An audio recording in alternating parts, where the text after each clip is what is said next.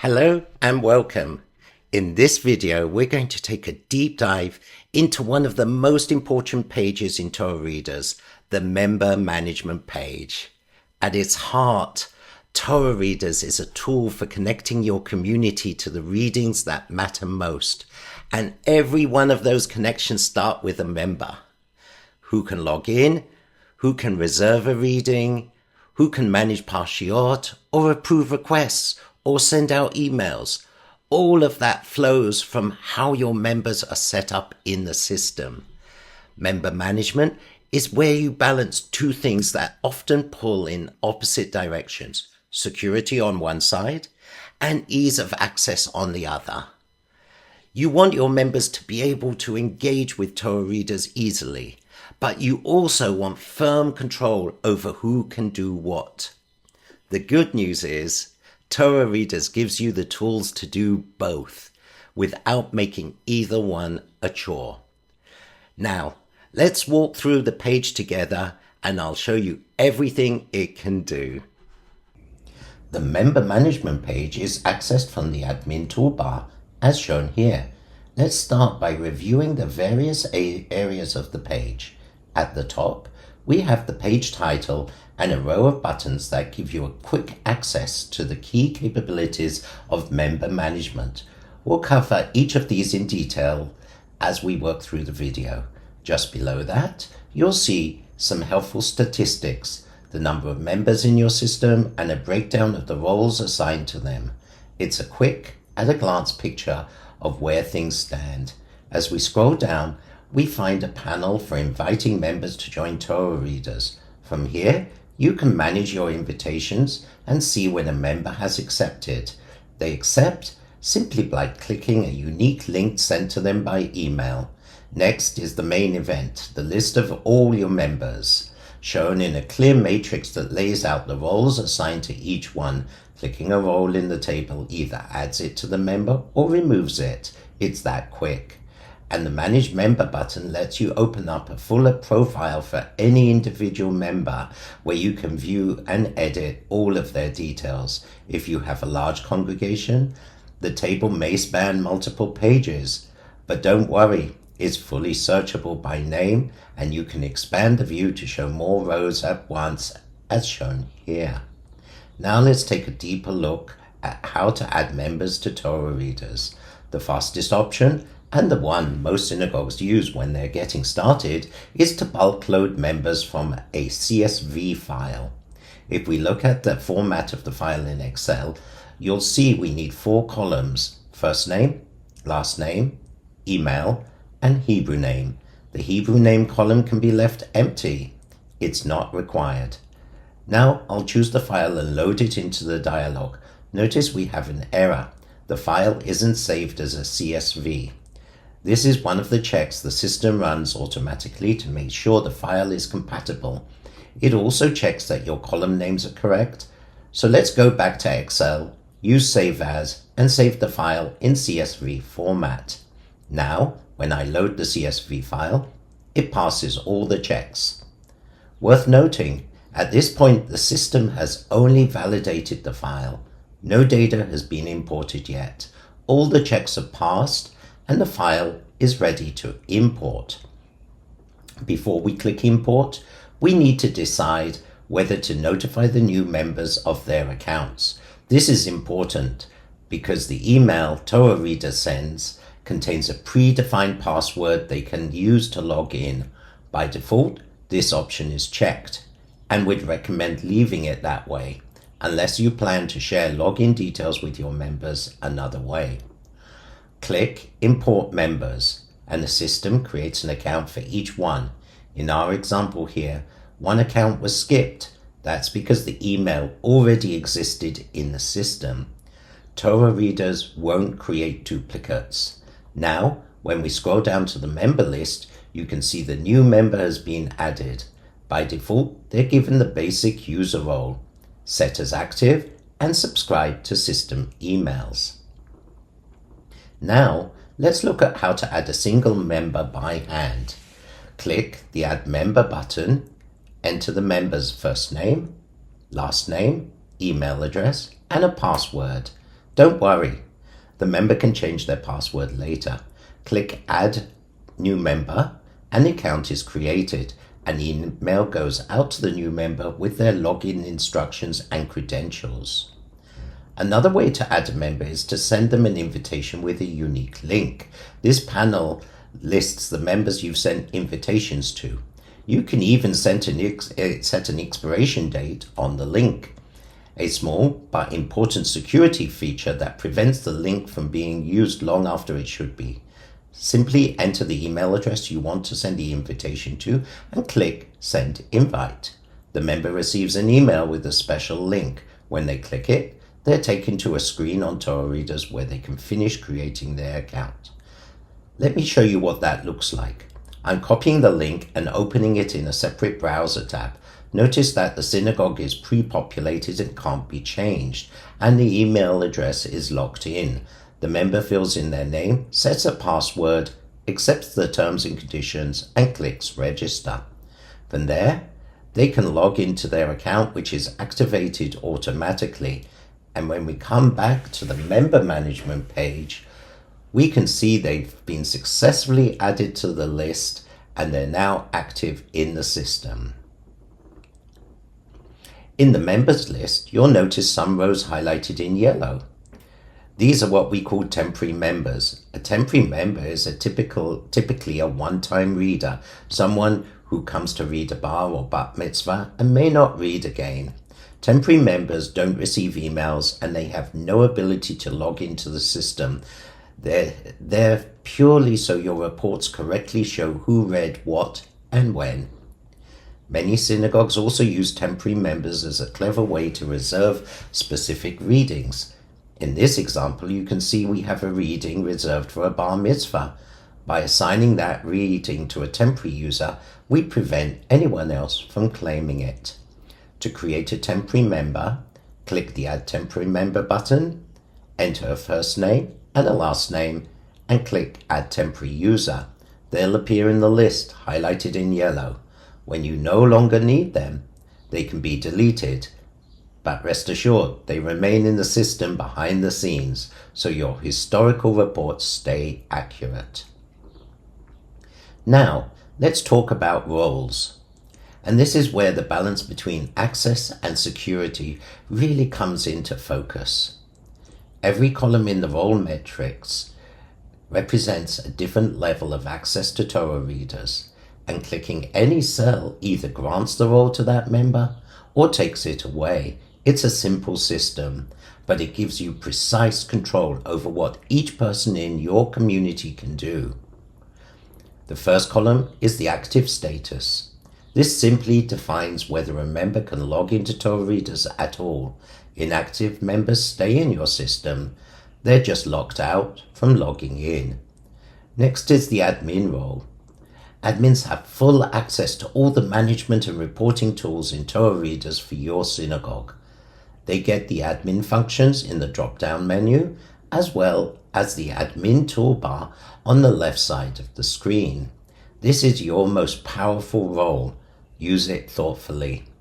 Then we have the author role. Authors don't see the full admin toolbar, but they do get access from the drop-down menu to define and manage parshiot, set up readings, and assign members to those readings. They can also edit and update parshiot from the reading management page. Authors have no access to other admin functions, which makes this role perfect for someone who manages weekly readings, but doesn't need or shouldn't have broader administrative power. Finally, we have the request-only role. Members with this role can't reserve a reading directly. They can only request one. The reading isn't assigned to them until an admin approves the request. It's a great option for newer members or for situations where you want a layer of oversight before readings are confirmed. And then there's the email column. This shows which members are subscribed to system emails, things like reading reminders and admin announcements. Members can always unsubscribe themselves, and you can update this setting on their behalf if needed. Now, let's open up an individual member's profile. We'll do that by clicking the Manage Member button next to their name.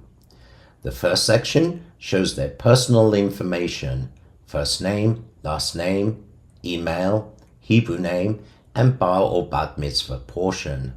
Note that for bar and bar mitzvah portions, we've added options for special Shabbat readings, double Parshiot, Rosh Chodesh, and holidays.